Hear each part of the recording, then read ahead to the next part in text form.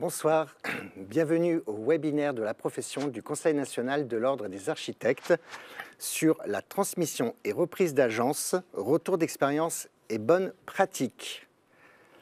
Après avoir traversé le modernisme, le postmodernisme, le déconstructivisme, le minimalisme, l'architecture durable, la transition écologique, l'ère de la sobriété et la crise naissante de l'intelligence artificielle, voici l'heure des boomers. Merci pour cette vie de richesse à façonner nos vies et nos territoires.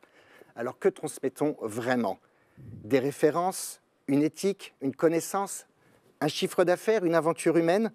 Pour faire le point dans ce labyrinthe et prendre soin de tout cet héritage, l'Ordre des architectes a conçu un guide à cet usage. Pour en parler ce soir, justement, nous avons invité certains de ses rédacteurs. Nous avons notamment Guillaume Grange, architecte fondateur et associé de AA Group, qui est une agence pluridisciplinaire, donc architecture, urbanisme, décoration, patrimoine. Il n'a toujours connu qu'une seule agence. C'est vrai. Et c'est un acquéreur compulsif. Il nous racontera son parcours et son audace. Bonsoir. Ensuite, nous avons Antoine Cadéo, maître Antoine Cadéo, avocat, fondateur du cabinet Berkman Cadéo. Il a fait ses études en relation avec les droits d'auteur, puis s'est naturellement, par intérêt intellectuel, rapproché du monde de l'architecture, des architectes, et où il est intervenant depuis plusieurs années auprès de la MAF. Merci. Bonsoir à tous. Nous avons, et voilà, au fond d'affiche, pas dans le bon ordre, mais c'est un habitué des webinaires, un consultant récurrent.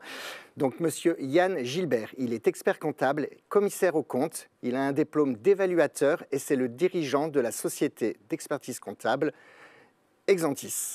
Bonsoir à vous. Ensuite, nous avons, pour finir, en émotion, en douceur, un cédant, monsieur Rémi Bex, architecte honoraire, c'est le cofondateur de l'agence BBG, qui est une agence d'architecture à Toulon, qui est spécialisée dans les marchés publics, notamment en santé, sécurité, enseignant. Il viendra nous raconter son expérience de départ et de transmission. Bonjour. Guillaume, la parole est à toi. Merci Frédéric. Excusez-moi. Oui. C'est la rentrée. Le guide. Je vous en parlerai plus au moment de la fermeture. Il sera disponible sur le replay du webinaire et d'ici quelques jours dans l'onglet dédié des publications de l'Ordre du Conseil national. Excuse-moi, je te rends la parole. Je t'en prie, Frédéric. Oui, alors comme tu le disais, Frédéric, effectivement, je co-dirige, je suis un des associés d'une agence qui a acheté plusieurs structures, donc je suis plutôt du côté des acheteurs. Et ce qui m'a semblé intéressant d'essayer de témoigner, tout d'abord, c'est de vous raconter ce qui nous paraissait extrêmement important lorsqu'on va faire l'acquisition d'une structure. Moi, je me rappelle, lorsque nous sommes réunis avec mes associés fondateurs, on a passé presque 2 ans à définir nos valeurs et notre stratégie. Et ça me paraît être un point essentiel. Pourquoi est-ce que vous allez racheter une structure? C'est la base de tout. C'est le socle de tout. C'est ce qui va vous permettre de franchir toutes les étapes. Et il y en a quand même quelques-unes à réaliser. Avec Bruno, Philippe et Daniel, que je salue au passage. Ces 2 années, on les a passées, je me souviens très bien, dans une petite salle de réunion d'un hôtel miteux à Givors. Et après 2 années, on se voyait tous les mois, des journées complètes. Et ce qui nous a permis de définir ces stratégies. Et cette stratégie, ou en tout cas notre vision et nos valeurs fondamentales, qui ne sont pas négociables. Il y a un certain nombre de choses qu'on ne veut absolument pas remettre en question. Et tout ça, ça nous tient depuis toutes ces années. J'ai retrouvé une petite archive. Alors, vous voyez, sur le slide, là, les 6 panneaux de gauche, en 2013, c'est les 2 années de notre réflexion. Et ce qui est dedans constitue aujourd'hui l'intégralité de ce que nous sommes aujourd'hui. On n'a absolument rien remis en cause. Alors, je ne vais pas définir, peu importe, la stratégie, mais en 2013, nous étions 4. Aujourd'hui, nous sommes 140. Et à chaque fois que nous faisons une acquisition, à chaque fois que nous rencontrons quelqu'un, eh bien, nous étudions, nous vérifions que les valeurs portées par les gens que nous rencontrons sont les mêmes que les nôtres, en tout cas rentrent dans ce cadre-là. Nous vérifions que l'agence dont nous allons faire l'acquisition rentre dans le cadre de cette stratégie, etc. C'est un socle extrêmement fort et ça va vous permettre d'avoir une vision claire, d'être clair avec vous-même. Ça, c'est extrêmement important. Quand on fait le rachat d'une structure, être clair avec soi-même, savoir ce qu'on veut, savoir qui on est, ça permet même d'idéaliser presque un peu son agence, de façon à dire, ouais, moi, si j'aimerais exercer ma profession de manière idéale, je ferais ça. Voilà. C'est ce qu'il faut construire à ce moment-là. C'est un moment qui est absolument génial. Et il faut vraiment prendre le temps pour le faire. Ça va vous permettre aussi de discuter avec les cédants. Parce qu'un cédant, il a besoin aussi qu'on lui propose un projet et de voir que le projet qu'on lui propose soit cohérent par rapport à la structure qu'il a lui-même construite et à laquelle il est très attaché. Ça va vous permettre de discuter avec des comptables, avec des avocats, avec des notaires, avec des banquiers. Enfin, bref, c'est un socle de discussion. Et surtout, ça va vous permettre de faire face à tous ceux qui vont vous dire que ce n'est pas possible, que c'est une mauvaise idée. Et ça va vous donner, en fait, ça va être le socle de votre confiance. Donc l'idée, la construction, le temps de la construction des valeurs, de la stratégie, c'est absolument fondamental. Voilà, ça c'est la première chose que j'ai envie de vous dire. Ensuite, on me demande souvent, souvent non, mais de temps en temps, dis-moi Guillaume, j'ai envie de céder mon agence, voilà, je vais partir à la retraite, combien est-ce que tu pourrais m'en proposer ? Et ça me fait penser à Cédric, que je salue, qui est à la retraite maintenant, qui est un architecte à la retraite. Il me dit, voilà, il m'a posé cette question, et je lui dis, Cédric, mais elle vaut rien ton agence, elle vaut rien du tout. Alors, c'est un peu provocateur, hein, c'est vrai. Mais si on creuse un petit peu, Cédric, en fait, ses clients, ce n'étaient pas des clients, c'était ses copains.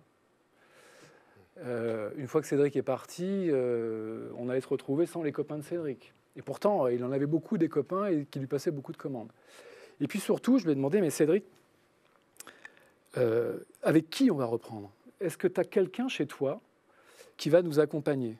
Il s'est retourné et il n'avait personne.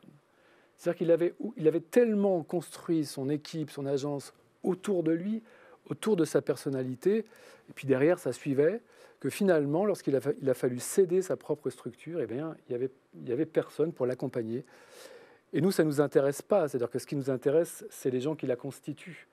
Bien sûr, le carnet de commandes, c'est important, mais ceux qui vont pérenniser la structure, ce n'est pas ceux qui partent. Ceux qui vont pérenniser la structure, c'est ceux qui restent.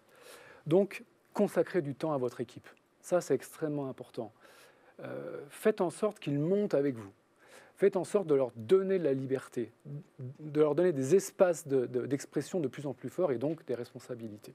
Sans ça, votre structure, elle va être très, très difficile à céder, me semble-t-il. Le temps aussi que vous devez passer avec l'équipe, lorsque vous êtes un acheteur, c'est avec l'équipe que vous allez reprendre. Et là, il faut être très, très observateur. C'est très difficile pour une équipe d'abandonner l'architecte, par exemple, qui les a accompagnés pendant 20 ou 30 ans. Très difficile. Pour beaucoup, c'est leur mentor. Et donc, cette idée d'être racheté par une autre structure, des fois, ça heurte un petit peu. Donc, il faut consacrer du temps aux équipes qui vont vous accompagner et qui doivent absolument perdurer, parce que c'est elles, comme je le disais, qui forment le socle hein, de la structure sur laquelle vous allez pouvoir vous appuyer. Il est important aussi de questionner la manière dont ceux qui cèdent, s'en vont vous accompagner ou pas. Nous, c'est plutôt radical, parce que notre méthode à nous, c'est de dire le cédant s'en va. En fait, on ne veut pas qu'il erre dans les bureaux d'une certaine manière, qu'il regarde par-dessus l'épaule comme ça et qu'il dise à tout le monde, oui, c'est bien, mais moi, j'aurais pas fait comme ça.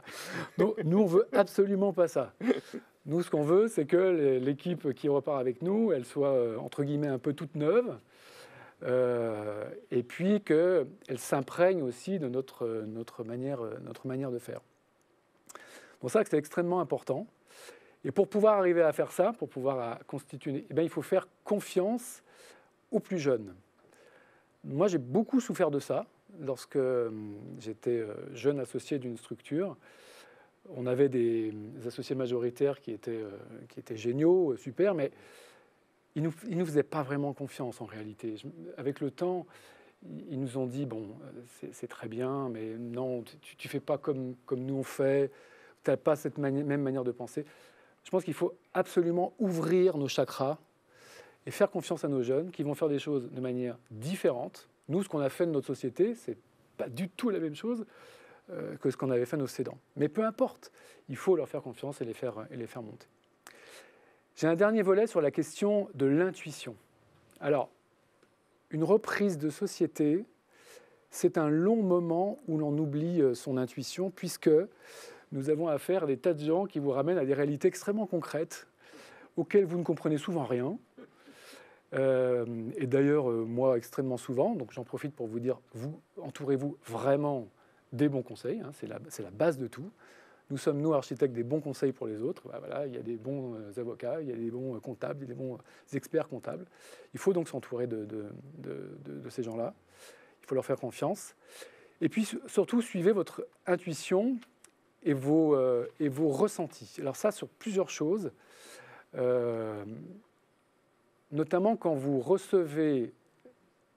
percevez l'équipe qui va travailler avec vous, ne mettez pas de côté vos intuitions. L'information que vous recevez est toujours la bonne. Si vous sentez que ça grince quelque part, n'enfouissez jamais ça sous le tapis. Cherchez à régler le problème. Ça, c'est extrêmement important. Et je vais vous livrer une petite anecdote que je ne raconte pas souvent.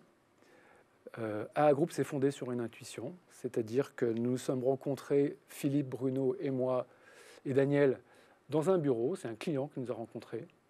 Et on a reçu comme une information qu'on allait bosser ensemble. Ça, c'était en 2011. On y a cru. La semaine d'après, on s'est dit qu'on allait s'associer. 2 ans après, on avait monté AA Group. Ça s'est vraiment passé comme ça. Écoutez-vous, faites-vous confiance, écoutez ce que vous avez à l'intérieur, et c'est ça qui va vous conduire pendant toutes ces années. Merci Guillaume. Donc, si j'ai bien compris, une transmission, c'est écrit dans le mot, c'est avant tout une transmission. Et ça ne se fait pas tout seul, même s'il y a de l'intuition, des opportunités au bon endroit, au bon moment, et qu'il faut y croire et en avoir envie, il faut s'entourer de professionnels. Justement, Maître Cadéot va nous parler de cela. Merci pour cette invitation et ravi d'intervenir auprès d'architectes. Si j'avais un seul conseil à vous donner ce soir, je crois que ça a été bien dit précédemment, c'est de vous entourer de professionnels, avocats, experts comptables, notaires, banquiers de votre ordre, qui est là également pour vous aider dans ces grands moments de vie, parce qu'en général, c'est l'aboutissement de 30 années d'expérience, ou moins ou plus. Et donc, s'il y a un conseil à donner ce soir et un à retenir, c'est vraiment celui-ci. Entourez-vous, parce que vous êtes sachant dans votre domaine, mais pas dans celui-ci. Vous aurez des intuitions, vous aurez certaines réflexions, mais il y a des domaines qui sont propres, le droit, la comptabilité.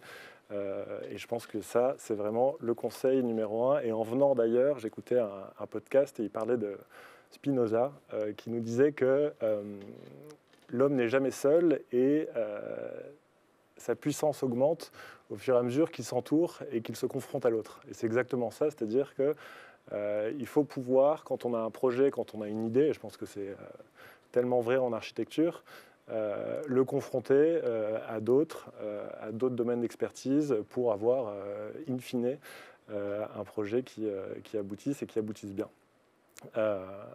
D'un point de vue plus juridique et un petit peu plus rébarbatif, dans un projet de cession, on va dire qu'on a 4 grands temps. On a un temps de préparation. Quand on cède, il faut prendre le temps, et je pense que c'est le temps parfois le plus long de se préparer pour céder. Il faut ensuite, évidemment, trouver un acquéreur. Commencer à prendre langue avec cet acquéreur et essayer de s'entendre sur un projet. Une fois qu'on s'est entendu à peu près sur ce projet, on va rentrer vraiment dans le vif du sujet, dans les négociations, dans les due diligence. On va ensuite pouvoir closer si tout se fait bien. Et ensuite, le dernier temps, qui est ce qu'on appelle le post-closing, qui est aussi important puisqu'il y a tout un tas de conséquences à gérer, que ce soit des conséquences personnelles, fiscales, que ce soit des conséquences avec l'acquéreur de bonne gestion, d'accompagnement, mais bon, ce n'est pas le cas chez vous a priori. Et donc le temps 1 qui est la préparation, il faut vraiment pas le négliger. C'est à ce moment-là, et je pense qu'on constitue notre équipe à ce moment-là d'experts comptables, d'avocats, de notaires, de banquiers, et c'est eux qui vont nous aiguiller dans ce temps 1, dans la préparation. La préparation, c'est quoi? C'est déjà qu'est-ce que je peux vendre? Je suis titulaire de quoi? Je suis titulaire d'une société à 100%, je vais pouvoir céder une participation majoritaire, une participation minoritaire. Je n'ai pas de société, donc je vais céder un fonds libéral. Je peux céder que certains contrats dans certains cas de figure. Donc tout ça, c'est à définir avec l'équipe que vous aurez prédéterminée en amont. Il y aura évidemment la question du prix, qui est plus une question comptable, et je laisserai Yann aborder ce sujet. Il y a la question à qui je peux vendre et à qui je veux vendre. Je peux avoir un projet familial, je peux avoir des associés qui souhaitent racheter, je peux avoir un tiers qui veut racheter. Tous les cas de figure sont possibles et à chaque cas de figure, il y a une solution juridique, une solution fiscale qui va être différente, qui va être plus ou moins avantageuse et qui s'anticipe. On peut par exemple faire une sorte d'optimisation fiscale en faisant un apport de ces titres à une holding, mais à condition que cette holding soit constituée 3 ans avant la vente. Donc cette anticipation, elle est très longue et il faut pouvoir vraiment avoir en tête ça. Et vous aurez les meilleurs réflexes avec les professionnels. On a abordé la question du prix, on a abordé la question des cessionnaires. Il faut également aborder la question de qu'est-ce que je peux faire pour vendre au mieux ma société. C'est-à-dire qu'on a travaillé pendant des années, en général la tête dans le guidon, et on ne s'est pas trop occupé de la forme juridique de la société, de bien tenir ses AG, du RGPD, des contrats qu'on a signés avec nos clients qui ne sont peut-être pas cessibles. Et ça, c'est un vrai problème chez les architectes et ça rejoint un petit peu l'intuitu personnel de la profession. Quand on achète, on veut évidemment les contrats qui suivent. Et donc tout ça, ça se gère en amont de la cession. C'est toutes ces questions qui vont pouvoir rendre votre société, votre projet de transmission le plus joli possible. N'oubliez pas un truc, c'est de vous mettre systématiquement dans les chaussures de l'acheteur. Quand on achète quelque chose, on veut à tout le moins acheter quelque chose de parfait. Si c'est imparfait, on veut être informé de ce qui ne l'est pas. C'est-à-dire on veut être informé des problématiques, on veut être informé des éventuels litiges en cours, on veut être informé s'il y a un salarié qui va peut-être partir, on veut être informé de tout ça. Et les transmissions d'agence, enfin les projets de transmission, c'est des projets de confiance. Donc si vous n'avez pas l'information et que votre acquéreur découvre par la suite, lors des due deals, on y viendra, ces informations, ça va être problématique et ça peut faire capoter toute une session. Alors que si on est parfaitement transparent et qu'on a cette information parce qu'on a fait ce travail en amont, on va pouvoir, main dans la main avec l'acquéreur, échanger et résoudre ce problème. Donc cette première phase, j'y passe un peu de temps, mais extrêmement importante. Et ensuite, on rentre dans des phases beaucoup plus, enfin pas beaucoup plus juridiques, c'est faux, mais beaucoup plus formées. Dès qu'on a trouvé un acquéreur, votre équipe vous dira de signer un accord de confidentialité, un NDA en anglais, pour protéger toutes les informations qui vont être transmises et pour éviter toute fuite d'informations, puisqu'on sait que quand on sait qu'une société est à vendre, c'est tout de suite moins sexy, alors il faut protéger vraiment cette information. Une fois qu'on a pu transmettre les premières informations à l'acquéreur, on attend de ce dernier qu'il nous fasse une offre écrite, et c'est ce qu'on appelle la LOI. Dans cette LOI, il y a des LOI qui peuvent faire 1 page, il y a des LOI qui peuvent faire 10 pages. Au plus on va préciser dans la LOI le projet de transmission, au plus on va éviter des conflits ultérieurs. Donc une bonne LOI, c'est 80% grosso modo de sujets traités qui pourraient faire capoter le deal. Une fois qu'on a signé cette LOI, on a la phase de due diligence. Et donc là, on va mettre en place une data room où on va partager la totalité des informations de la société. C'est un véritable scanner que va faire l'acquéreur sur la société. Et son but à ce moment-là, le but de l'acquéreur, ça va être essayer de voir ce que vaut la société, de voir s'il y a des problèmes qui n'ont pas été anticipés, qui n'ont pas été communiqués par le cédant. Et cette phase de due diligence, elle est importante. Pourquoi? Parce que toutes ces informations qu'on va recouper vont nous permettre ensuite de négocier le contrat final en prévoyant soit une baisse de prix parce qu'on s'est aperçu qu'il y avait un litige très important ou un problème dans la comptabilité, quelque chose, soit des clauses de garantie, on va parler de garantie d'actifs et de passifs, on va pouvoir peut-être anticiper un accompagnement du cédant puisqu'on sait que c'est lui qui tient ce projet-là et on va vouloir qu'il nous accompagne par la suite sur ce projet en particulier. C'est tous ces points qui vont être négociés à la suite des due diligence. Dans ces étapes également, si les due diligence s'avèrent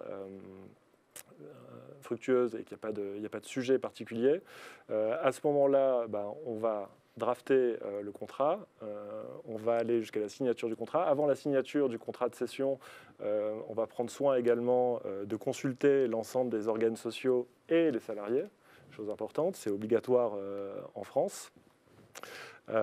Et enfin, on arrive à la signature.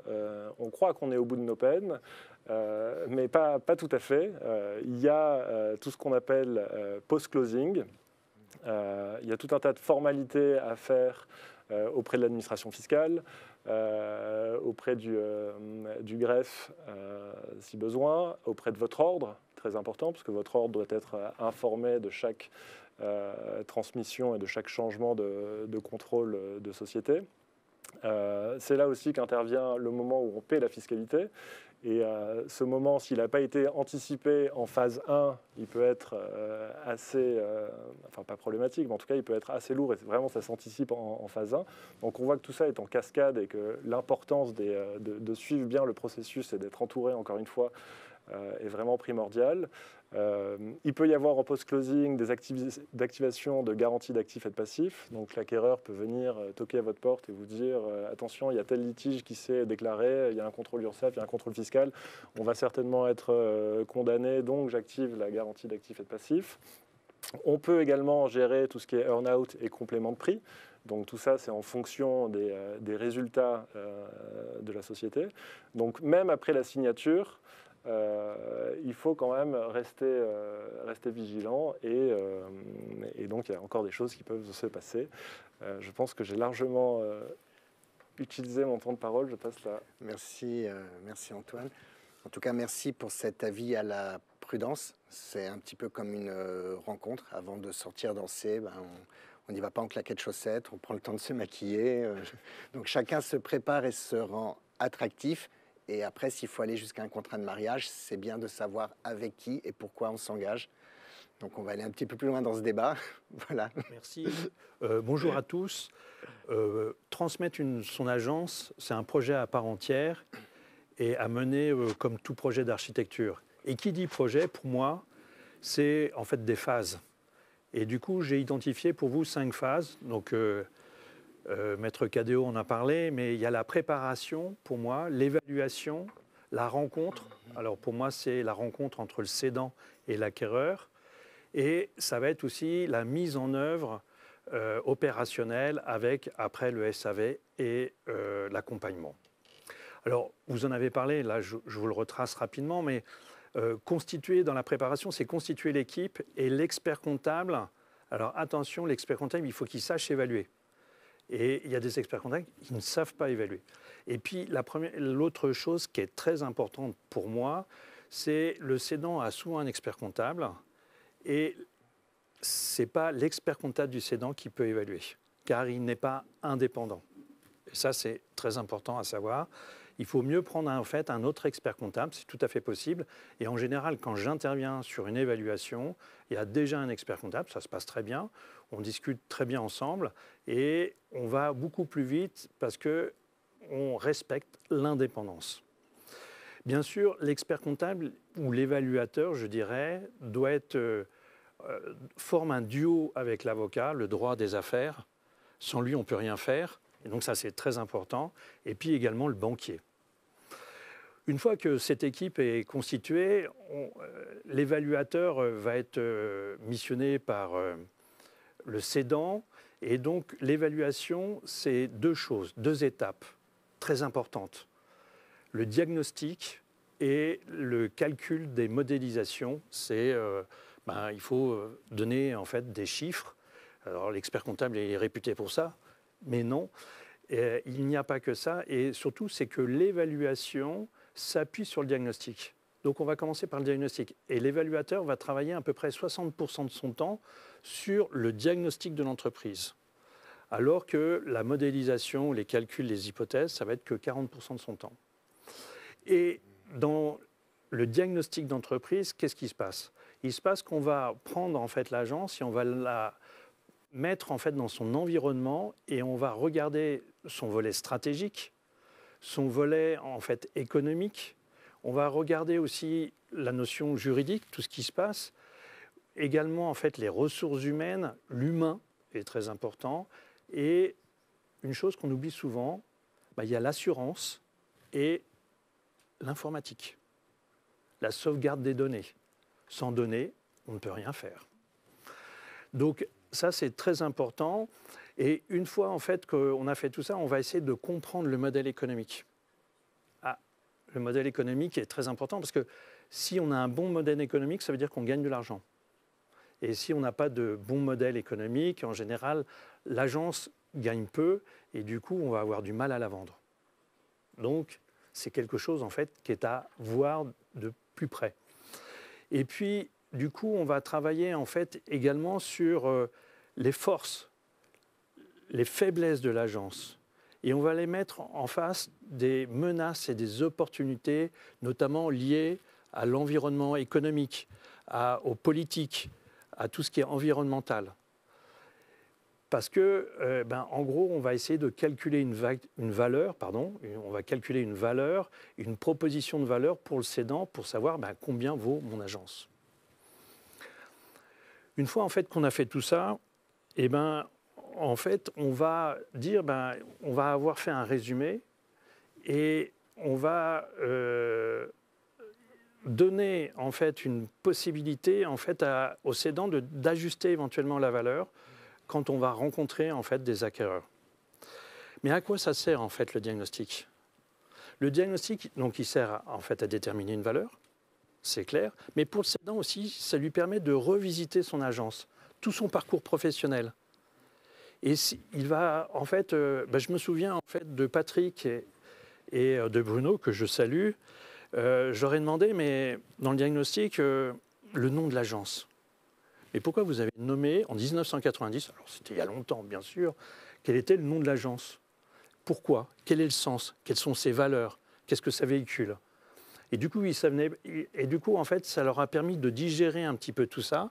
Et du coup, ça leur fait aussi comprendre que l'accompagnement qu'ils doivent faire est important. Et comme je le disais tout à l'heure à Frédéric, plus l'agence est petite, plus elle est intuitive personnelle et il y a des possibilités d'accompagner, mais l'accompagnement est beaucoup plus important. Donc ça, c'est en fait important d'accompagner, que le cédant accompagne le repreneur.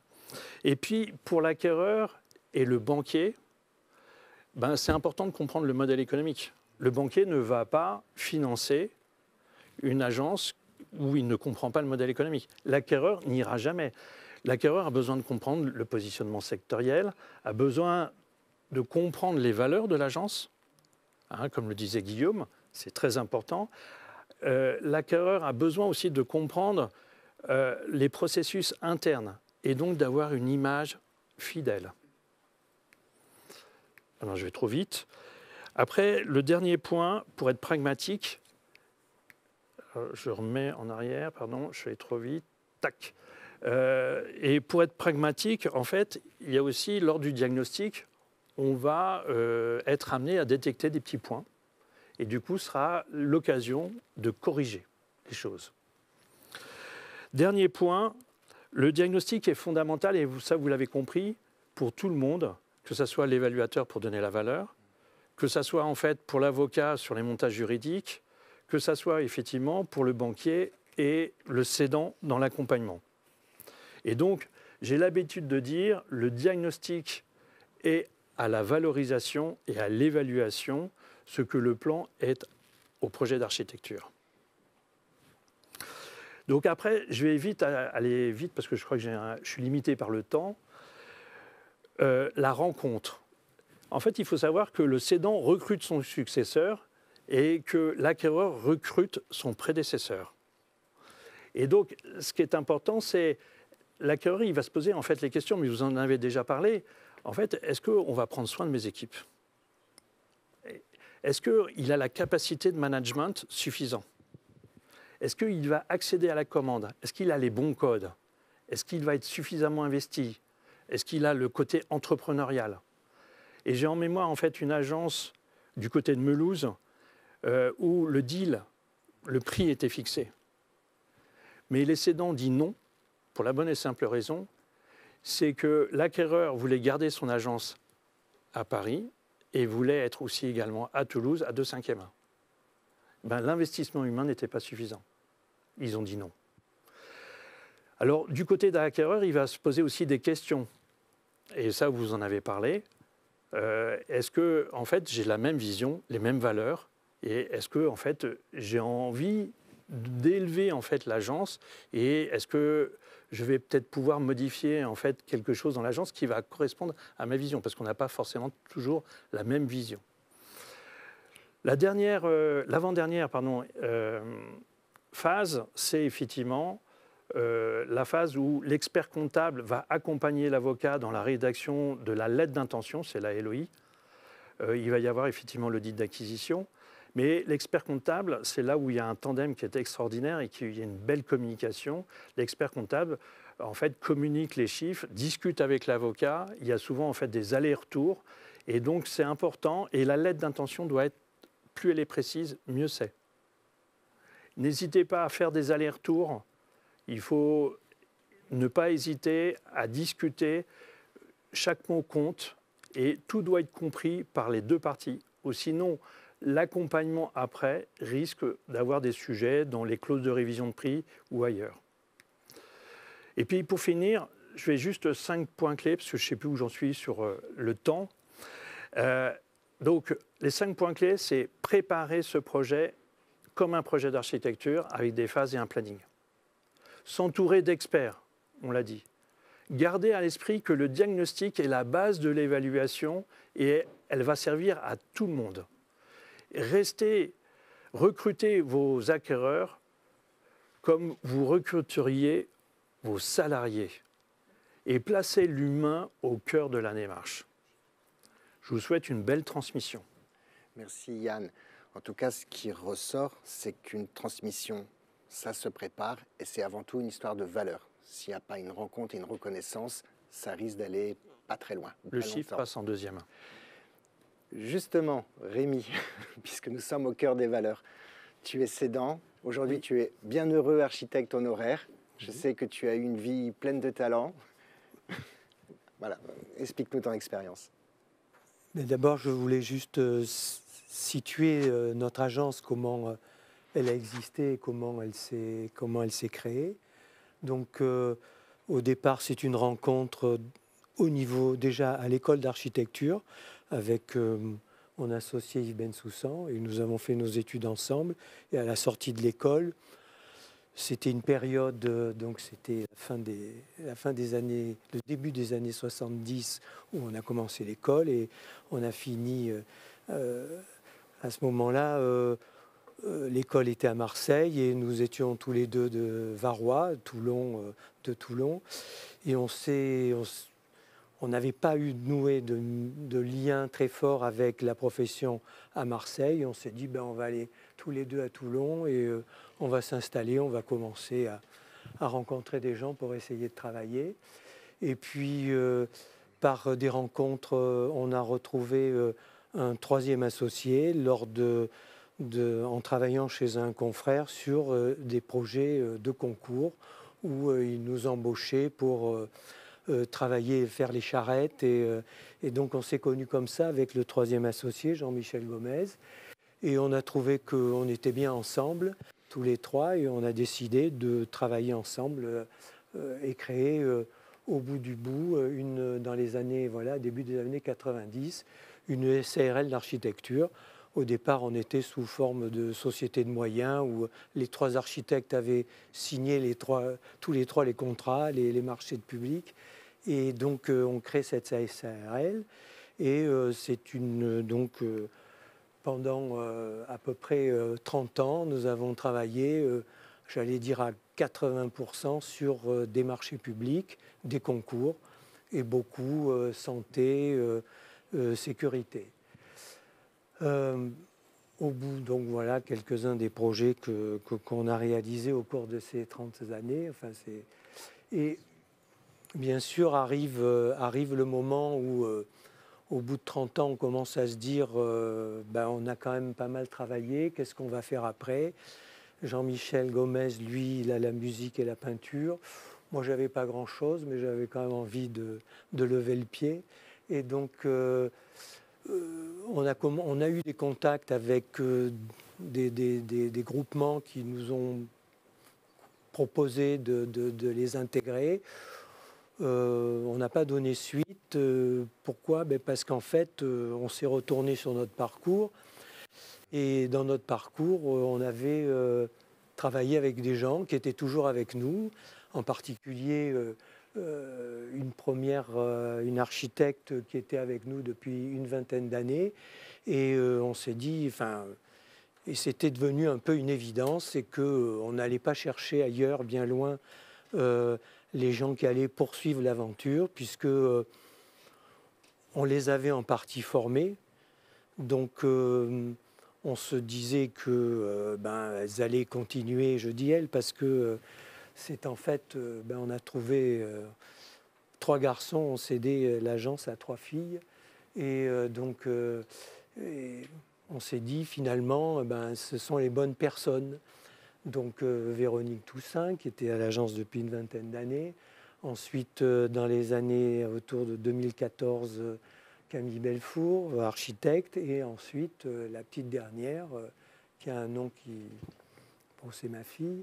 Et donc, c'est devenu l'évidence. Alors, vous les spécialistes, vous savez que je regrette qu'on n'ait pas eu ce guide à ce moment-là, mais bon... Tout de suite, on savait qu'il fallait s'entourer de spécialistes. Alors, c'est un peu contradictoire avec ce que tu as dit tout à l'heure. C'est que nous, on a fait appel à notre expert comptable qui suivait l'agence depuis plus de 25 ans. Aussi en partie parce que, à la fois pour l'architecte, pour l'expert et pour l'avocat, des spécialistes dans notre petite région du Sud, c'était quand même un peu compliqué à trouver, des spécialistes de l'agence d'architecture. On s'est adressé, alors ce sont les 3 filles qui, elles, ont contacté un avocat sur les conseils de l'ordre PACA, qui leur a donné quelques noms d'avocats qu'ils connaissaient, qui pouvaient mieux apprécier la situation. Et puis, bien évidemment, le service juridique de l'ordre PACA qui a suivi, qui a aidé à la lecture des différents contrats, des différents pactes d'associés et de la création des différentes sociétés qui ont été nécessaires pour formaliser cette cession. Et puis le plus difficile, je ne le cacherai pas, c'est quand même qu'ont eu nos repreneuses, qui se sont appelées les BBG Girls, puisqu'elles ont créé une holding pour racheter les parts de la SARL BBG. Et ça a été le chemin le plus douloureux, c'est de trouver des banquiers qui suivent. Et ça a été la période la plus longue. Là, c'est le business plan qu'elles avaient monté pour effectuer le rachat. Et donc ça a duré presque un peu plus d'un an sur toute la préparation jusqu'au moment où, avec leur business plan, avec leur pacte d'associés, avec la proposition avec la proposition de rachat, elles ont fait la tournée des banquiers et ça a été la chose la plus longue. Voilà, donc nous étions toujours à leur côté pour ce long chemin. Nous ensuite, on a été là aussi une fois la session prête à être signée. Pendant ces 2 années, on a fait un travail auprès des maîtres d'ouvrage, puisqu'on avait pas mal de maîtres d'ouvrage publics, auprès de nos co-traitants, bureaux d'études, économistes, avec qui nous avions l'habitude de travailler.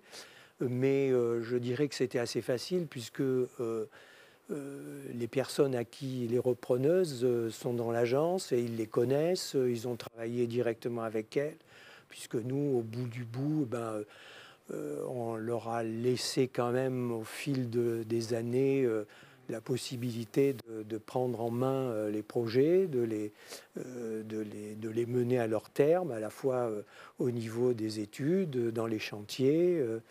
Et c'est ainsi que ça a permis j'estime, être une session, on va dire, heureuse. Je pense qu'elles sont satisfaites de l'outil qu'elles ont en main, qu'elles avaient peaufiné, elles, de leur côté, puisque entre 20, 15, 10 et 5 ans, elles savaient à quoi elles allaient se heurter et se frotter, j'allais dire.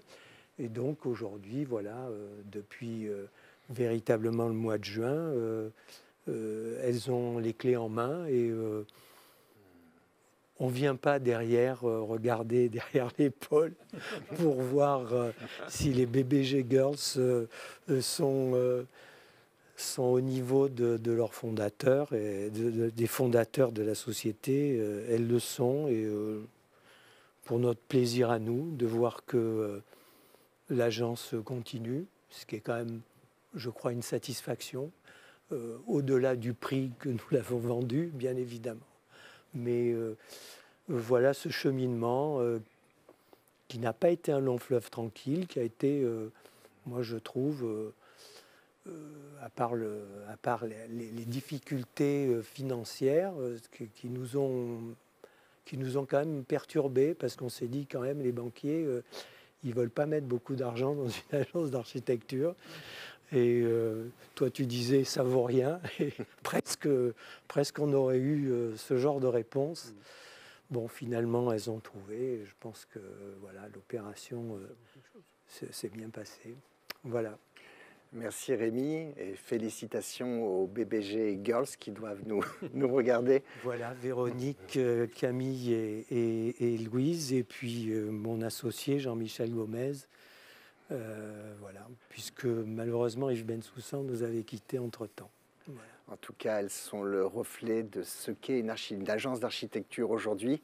On s'excuse, on sait que ça fait plusieurs webinaires qui sont très masculins, mais c'est promis, dès les prochains, on rétablira un équilibre avec ça.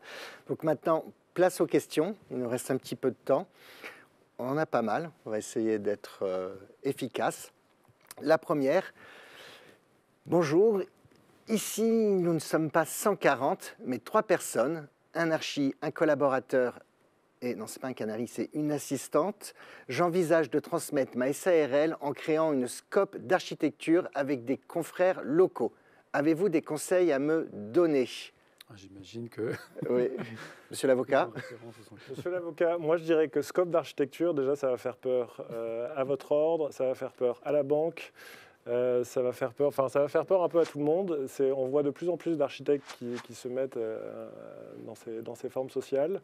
Mais si vous ne voulez pas rencontrer les difficultés évoquées par Rémi pour les recherches de financement et autres, moi c'est quelque chose qu'a priori je déconseillerais. Après, avez-vous des conseils à me donner? Comme ça, c'est une question tellement large. qu'il est difficile d'y répondre sans rentrer dans le détail. Mais faites attention avec ces montages ces formes sociales qui vous paraîtraient adaptées, mais qui ne sont pas en fait conformes à ce que pourraient attendre des banquiers et autres. S'il y a un financement à aller chercher derrière, ça peut être compliqué. Ça fait peur aux banquiers. Merci. Et sinon, changer en scope après avoir fait la transmission, c'est envisageable ou c'est fantaisiste? Changer en scope, c'est-à-dire? Après avoir fait la transmission, faire la transmission sous une autre forme et après changer le... Non, ce sera pareil, c'est la scope qui fait... En fait, la scope, c'est un régime où on ne sait pas vrai... Enfin, personne n'est habitué à ce type de société. Et donc, les architectes qui ont une responsabilité extrêmement forte, la totalité de la responsabilité des projets qui seront faits sous la SCOP reposera sur le dirigeant de la SCOP. Alors que la SCOP, en fait, c'est un agrégateur d'architectes et tout le monde fait sa vie autour de la SCOP. Ce n'est pas vraiment adapté, à la responsabilité qu'ont les architectes sur leur projet, parce que le dirigeant va... Je crois qu'on a... voilà. On va passer à la question suivante. Comment trouve-t-on un acquéreur quand on a une agence en bonne santé? Yann? Oui, alors pour trouver un acquéreur, c'est un petit peu compliqué. En fait, c'est le réseau, souvent beaucoup de réseaux. Vous avez peut-être des experts comptables. Il y a le CNOA qui affiche aussi où vous pouvez poster. Moi, je sais que j'ai eu en fait des acquéreurs qui cherchaient des agences à vendre. Donc, en fait, il faut juste favoriser la rencontre. Il faut peut-être faire des mailings. Il y a des réseaux comme Fusac ou autres qui peuvent en fait vous aider là-dessus. Et puis, il faut peut-être nommer quelqu'un pour chercher. Je sais que moi, j'ai été amené à chercher. Ça prend du temps. Il faut être patient. Mais il faut au moins, en fait, je ne sais pas moi, 2, 3, 4, voire 10 mois ou 12 mois en fait, pour trouver le bon profil.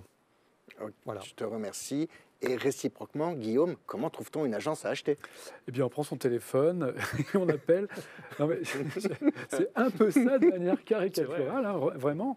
Alors, oui, au début, en 2013-2014, évidemment, personne ne savait qu'on achetait des agences. Depuis, ça commence à se savoir un peu et il n'y a pas... un mois ou 2 mois sans qu'on reçoive un appel ou notre expert comptable qui nous accompagne vraiment dans ces achats, d'une structure qui se propose et qu'on rencontre. Donc aujourd'hui, on a presque un de nos associés qui est dédié à ça, c'est-à-dire qui est dédié à la rencontre avec d'autres agences. Et ça se fait, comme tu le disais, par le réseau. C'est le réseau. Voilà, beaucoup par les experts comptables, nous, en ce qui nous concerne. Et quelquefois, par le téléphone direct. Bonjour Guillaume, tiens, est-ce que tu veux pas m'acheter mon agence? Et je vous rappelle que c'est un marché occulte. Donc en fait, il n'y a pas de publicité. Donc il faut effectivement démarcher. Très bien, je te remercie. Je me souviens quand on a préparé ce webinaire, tu nous as dit qu'une fois que vous aviez identifié une agence à acheter, vous alliez faire une journée de cohésion ou un week-end de cohésion. Est-ce que tu peux dire un petit mot là-dessus? En fait, c'est en plusieurs étapes. Si on prend contact avec une structure ou qui correspond à notre stratégie, à nos valeurs, etc. Donc tout ça, c'est vraiment la base.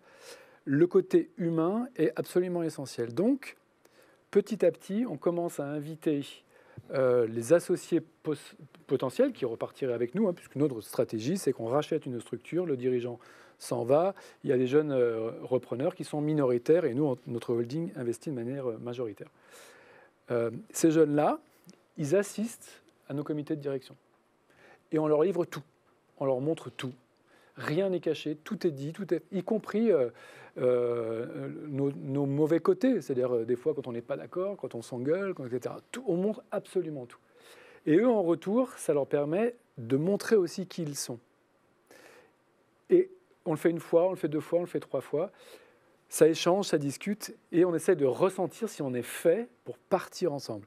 Alors, je vais vous donner, par exemple, dernièrement, on a une agence qui nous a rejoints là, sur Paris, super, je salue Christophe, on est tous super contents. Il y avait 2 dirigeants, 2 personnes potentielles qui voulaient repartir. Il n'y en a qu'un des 2 qui est reparti avec nous, parce qu'ils ne se sentaient pas de réinvestir dans le projet. Et c'est ce que nous, on avait ressenti aussi de notre côté. Donc ce sujet-là, cette idée de savoir si on est fait pour bosser ensemble, il est absolument essentiel. Je voudrais juste dire un tout petit mot aussi sur les scopes. Ce qui est important, c'est de savoir si le modèle vous convient. Nous, on a étudié le modèle de scope en 2011, avant de monter à groupe. C'est un modèle qui est très particulier. Il est délicat à mener, mais il n'est pas inintéressant si c'est un modèle qui vous convient dans votre manière de cohabiter dans la direction d'une structure. Il y a plein d'exemples qui existent, il y a des guides qui existent, et renseignez-vous auprès des bureaux d'études. Les bureaux d'études ont davantage de structures qui existent en scope, donc allez les voir, allez les rencontrer, questionnez-les. Très bien, merci. On a une question un peu de base, mais très utile, sur le temps. Je suis un cédant. Combien de temps pour ma session, entre le moment où j'en ai l'intention et le moment où ça y est, c'est fait? Yann? Alors moi, je dirais 5 ans. Alors je drop un petit peu le temps, mais en fait, il faut 2 ans, mais ça dépend en fait. Parce que on a cédé en interne, donc c'est autre chose. C'est quand même très différent. On n'a pas cherché extérieurement. Oui, 5 ans, ça laisse le temps d'habiller la mariée. Ça laisse le temps en fait d'organiser. Souvent, en fait, on a des mauvaises habitudes, il faut les corriger. Ça, c'est en fait très important de corriger et d'ajuster. Et puis peut-être de revoir les choses. Voilà ce qui est bien, voilà ce qui est pas bien. De trouver l'acquéreur. Trouver en fait. Alors pour vous, c'est l'acquéreur. Donc l'acquéreur, il faut le trouver. Donc c'est un bon profil. Et là, je rejoins en fait Guillaume. Il faut qu'on ait les mêmes valeurs, la même vision. Et donc, la notion de l'humain est très importante. Donc, si vous avez un doute avec la personne et que vous, en fait, l'acquéreur ou le potentiel acquéreur ne va pas embarquer en fait vos équipes, je pense qu'il faut mieux savoir dire non et continuer en fait à chercher. Mais tu veux dire qu'au bout de 5 ans, la personne qui transmet n'est plus du tout dans les bureaux. Elle a fini de faire sa transmission. Elle a fini, complètement. D'accord, c'est pas il faut 5 ans et après elle est encore là pour... Non, ça prend... Mais de toute manière, quand vous avez l'accompagnement, donc on remet les clés, donc l'acquéreur récupère les clés, le cédant, alors pour certains, il part tout de suite, pour d'autres, il ne faut pas qu'il reste à plein temps, parce qu'il faut que l'acquéreur prenne les rênes. C'est très important de prendre les rênes de l'agence et de dire que le patron en fait a changé. Donc il faut accepter ça et puis partir petit à petit, accompagner, notamment en fait sur la présentation des réseaux et ça se fait en fait au fil de l'eau tranquillement. Très bien. Et il y avait un élément aussi que nous avions abordé tous ensemble. Je ne sais plus lequel d'entre vous avait dit de toute façon ça coûte moins cher de céder que de fermer. Est-ce que vous pouvez dire quelque chose là-dessus? Est-ce que c'est vrai ou est-ce que c'est faux? Alors, c'est vrai. C'est vrai. Alors, ça dépend de la structure de l'agence ou de l'organisation, mais vous avez en fait une équipe avec vous. Donc, s'il faut fermer, ça veut dire qu'il faut arrêter tous les contrats de travail. Et du coup, si vous avez des personnes, ça fait depuis 30 ans avec qui vous travaillez, ça va être compliqué parce que l'indemnité va être importante et du coup, ça coûte de l'argent. Et puis, c'est peut-être dommage parce que transmettre, ça permet en fait, de continuer à sauver en fait l'emploi, l'agence et puis en fait de créer un rebond. Donc, moi, je conseille vraiment de ne pas arrêter parce qu'après, il y a toujours aussi des queues de projet. Il y a toujours en fait... Pour vous, les architectes, c'est des temps longs, donc on imagine qu'il y a toujours en fait un projet à finir. Est-ce que l'un de vous peut nuancer pour différentes tailles d'agences? Parce que là, tu viens de dire pour une agence qui avait, j'imagine, des locaux, des salariés, etc., mais pour une agence plus modeste, plus moyenne ou pour une personne seule, est-ce que cet intérêt est encore bon ou est-ce que c'est une autre stratégie? Alors, s'il est tout seul, si la personne est tout seule, elle a forcément une logistique à avoir. Des logiciels, il faut qu'elles se maintiennent à niveau.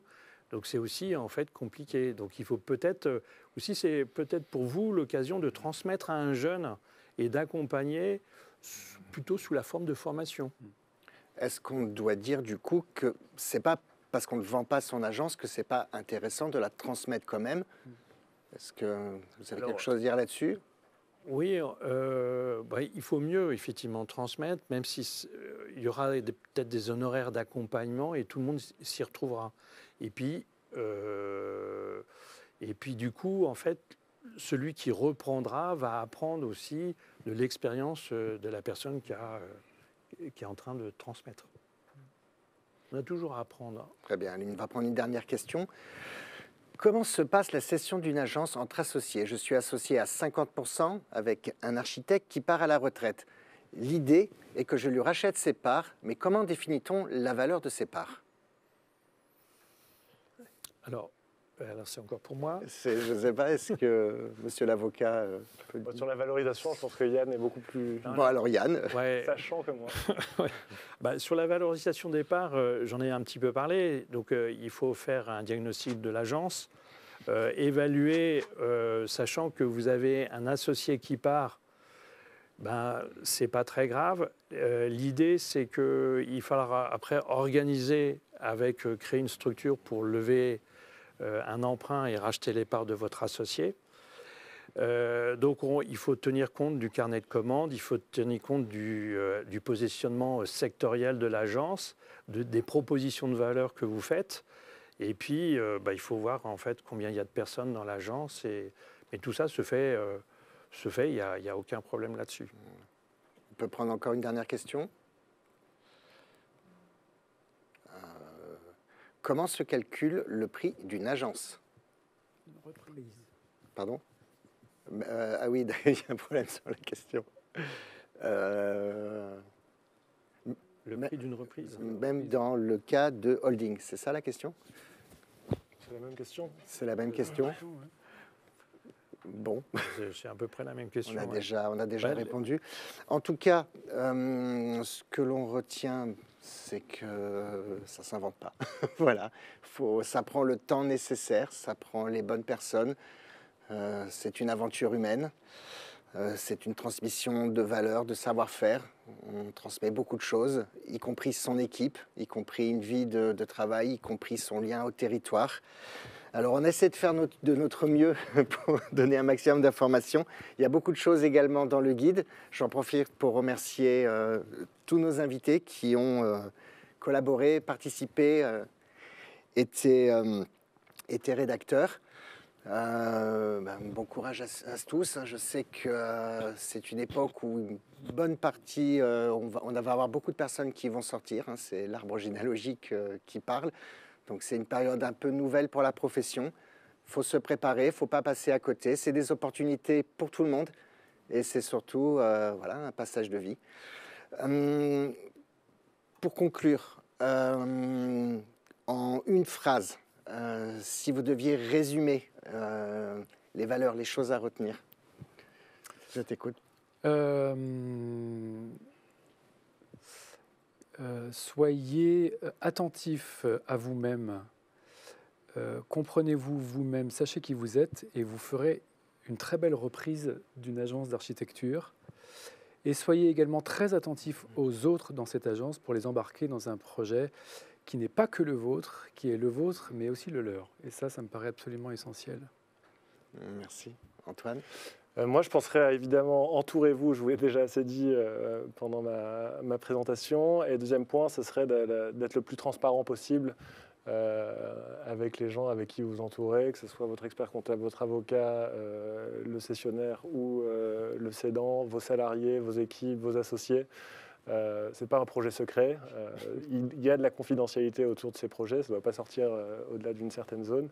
Mais il faut vraiment communiquer. Et c'est de là je pense qu'on réussit le mieux son projet. Et on avait peut-être une idée A, et puis on va aboutir à quelque chose de complètement différent, mais qui sera tout aussi bien, voire mieux, en ayant bien communiqué et bien... voilà. Merci. Yann? Alors moi, je dirais communiquer, mais surtout écouter. Parce que l'écoute est importante. Souvent, en fait, on va dire quelque chose et finalement, on continue un petit peu son petit bonhomme de chemin. Et donc, l'écoute est importante auprès des professionnels comme votre expert comptable, votre avocat, même la MAF, si vous êtes à la MAF. C'est important, en fait, d'échanger Et souvent, en fait, c'est peut-être les autres qui vont donner la solution, qui vont trouver, en fait, la possibilité pour vous de transmettre d'une façon auquel vous n'avez pas pensé. Et donc, c'est ça qui est important, c'est il y a toujours une solution et il ne faut jamais baisser les bras. Rémi? Ben, je dirais que si on a l'intention, on sait qu'on va devoir céder son agence, puisque effectivement, dire oh, j'arrête tout, c'est, enfin, sauf si on est seul, mais enfin, c'est pas quelque chose de raisonnable. Il faut avoir eu la possibilité d'intégrer les gens avec qui on a l'habitude de travailler, enfin, qui nous ont suivis pendant tout notre parcours, de les intégrer petit à petit à l'ensemble des tâches que doit faire l'architecte entre son travail au niveau de la conception, au niveau de l'organisation de l'agence, au niveau du suivi de chantier, pour être sûr que cette agence vivra derrière. Parce que si vous avez cantonné les gens avec qui vous travaillez dans des tâches très sectorisées et si vous les lâchez après tout seul, ça risque de mal se passer. Merci Rémi. En tout cas, pour conclure, transmettre, c'est transmettre. Il faut le temps nécessaire, ce n'est pas impossible, il faut bien se préparer et ne pas rester seul. Merci à tous. Merci beaucoup. Merci. Au revoir.